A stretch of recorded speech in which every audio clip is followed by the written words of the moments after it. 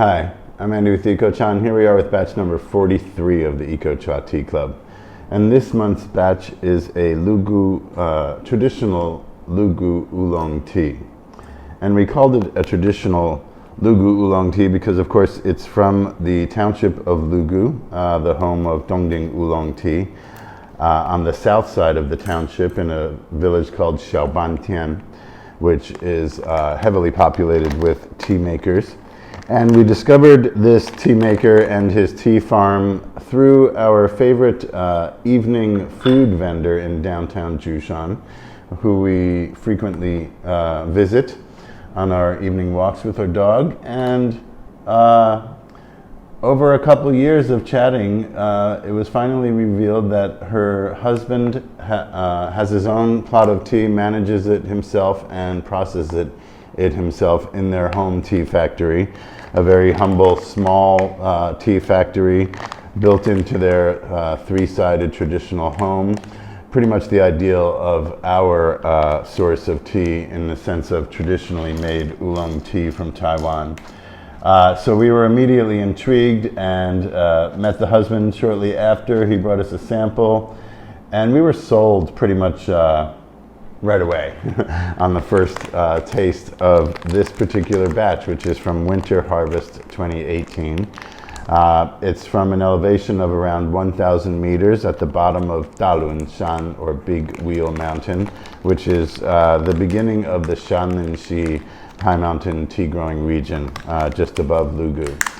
Mr. Zhang was born and raised in Lugu. His father made tea on a small plot of land right in their home, and he decided in his 20s to clear a piece of land that his uncle owns a little bit higher up the mountain, bamboo forest, and the first time the land was cleared, he had to apply for an access road from the township government, and has been managing it for the last 20 years.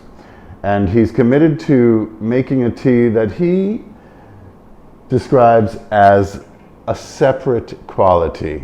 We would call that a differentiating value, I think, in our current English lingo.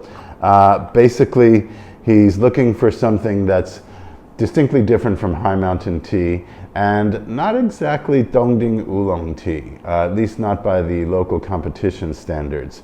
The oxidation would be considered a medium level of oxidation, and he roasts his tea typically 3 times, although we decided to call this a light roast because it's not very evident. There's not a very distinct roasted flavor. It's obviously been roasted, but it's not a prominent, you don't get that very toasty or even in some cases the burnt flavor from roasting. It's mild, and it really has succeeded in balancing out the flavor profile of this batch of tea. But primarily it's the context that this tea was grown and processed in. The small factory is indoor-outdoor, so to speak, no air conditioning, no temperature or humidity control. It's all up to the farmer to do his thing. It's what we like to represent most, particularly from this area in Lugu, where there are a high density of traditional tea makers. And it's just one more piece of evidence that there are a lot of them. If you seek them out and you keep your eyes and ears open and ask your local food vendor or let them know that you're into tea, things get revealed slowly but surely. Of course, we've been doing this for 25 years. So there we have it, a winter crop of tea harvested at about 1,000 meters, medium level of oxidation, roasted 3 times. Over a period of time, he lets his tea rest at least a week, if not a couple of weeks or more, he says, depending on his work schedule and whatnot, between roasting. So he roasts it and lets it sit for several days or a couple of weeks, and then roasts it again, and repeats it over 3 roastings, typically. It would be probably, by the local standards, considered a medium roast, but again, very mild, and that's also evidence to the skill and care taken of slowly baking the leaves, removing the moisture from them, and then slowly transforming their flavor profile. Small batches,